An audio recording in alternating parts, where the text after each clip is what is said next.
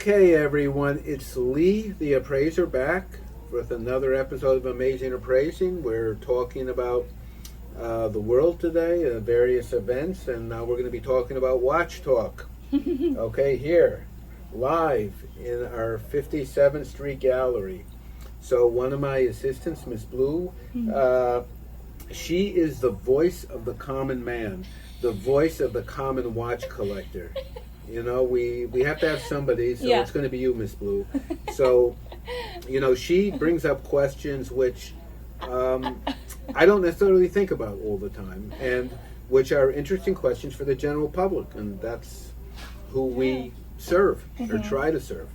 Okay? Lee's the man with all the answers. Well, we try. So, and she's the woman with all the questions. So together we I try. We have a good match. Okay. So her question today was, I guess she went out for a little bit, and it felt like 120 degrees outside. And her question was, you know, are there any watches that specifically address this tremendous heat wave we're having here in New York City, perhaps based on the fact, you know, that they will handle the moisture, the humidity, comfortable to wear, etc., right? Yeah. Okay.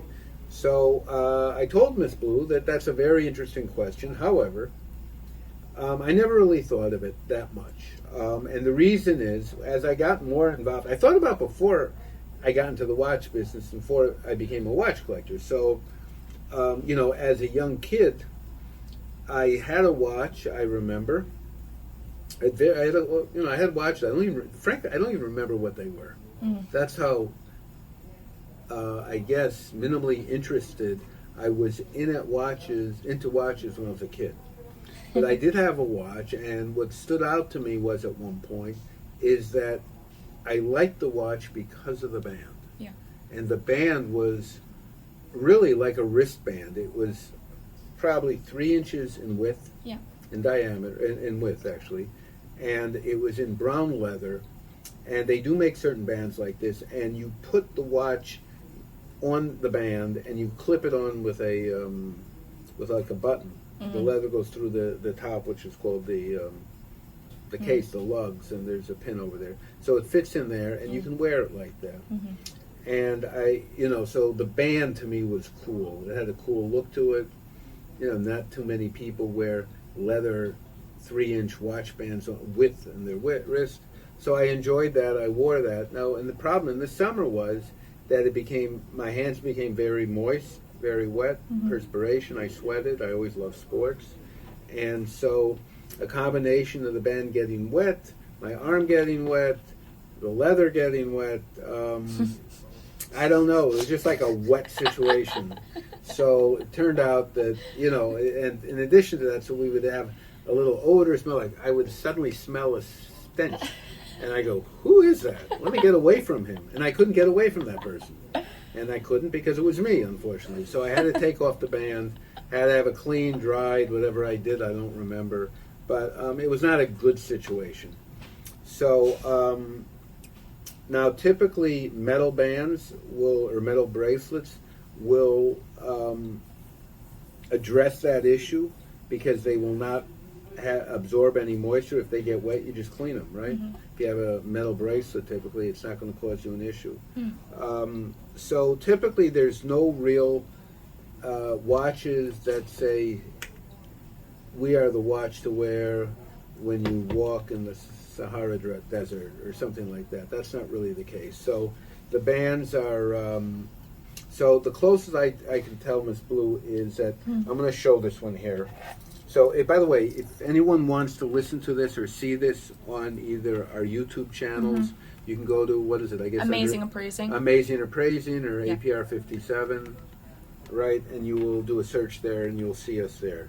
So what we have here, this is one of, it's probably the most popular diving watch made. Rolex came out with a watch that they call it the Submariner. It was made, I guess, in the early 50s, and became well known. And that was the first diving watch that was made. And I guess about 1960 or so, they used it in one of the early James Bond movies with Sean Connery. And so what we have here, and then they evolved in making what they called a deeper diving watch. The Submariner was the standard diving watch at that time, and then they made a watch with and I think it went waterproof to maybe 600 feet initially, and then it went to I think 1,000 feet, then 2,000, then 4,000, then 8,000, whatever. So this is the previous model they just made. It's called, so they made a deeper diving watch. It's called, today they call it the Deep Sea, thicker than the standard Submariner. It's got a button over here, Miss Blue. Yep, I got That's it. called a helium valve release, which would let out the water pressure or the air pressure from the watch.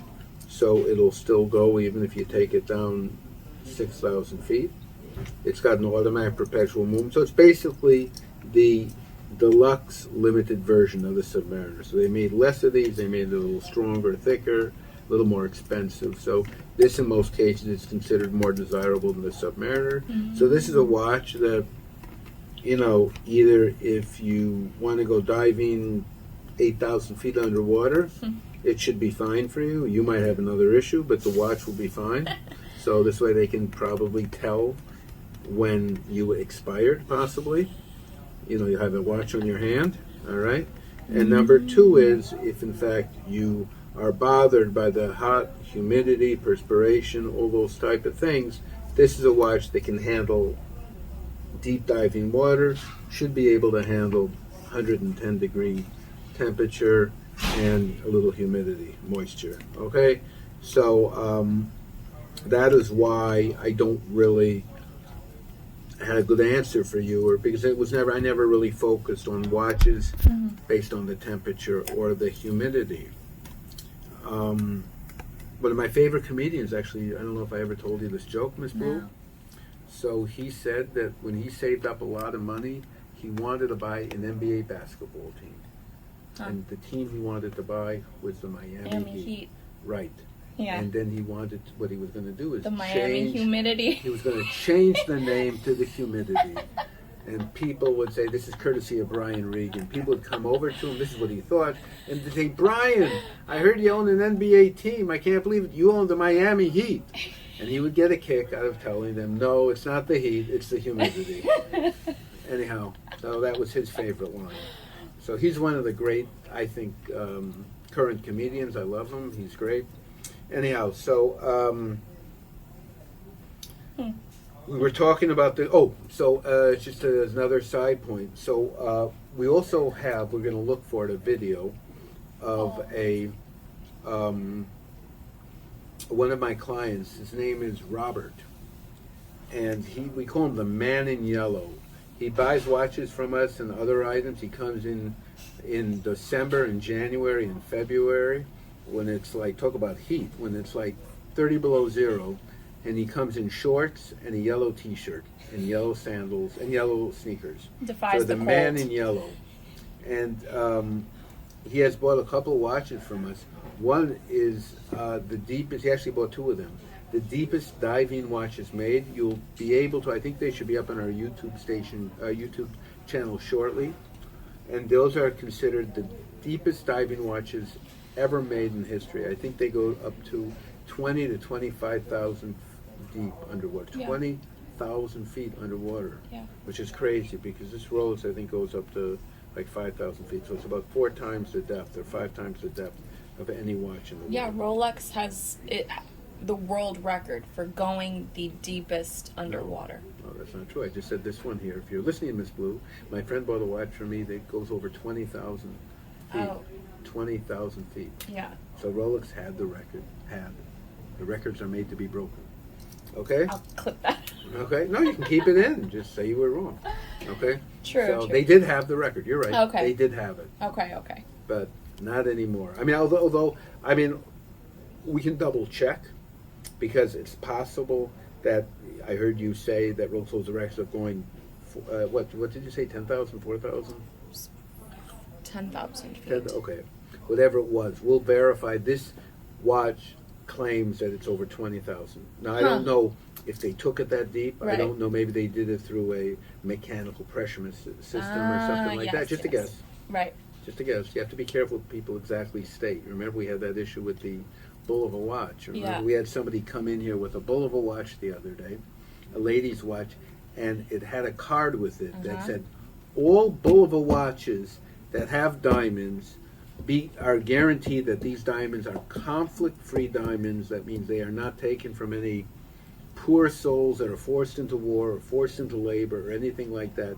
So these are what, this is a rule that a lot of governments are installing, that they require that nobody has diamonds that are smuggled out and people get taken advantage of. So she had a card that said, Bulova Guarantees. It's a Bulova card, and like a credit card, and said, if you buy any Bulova watch, we guarantee the diamonds are clearly conflict-free.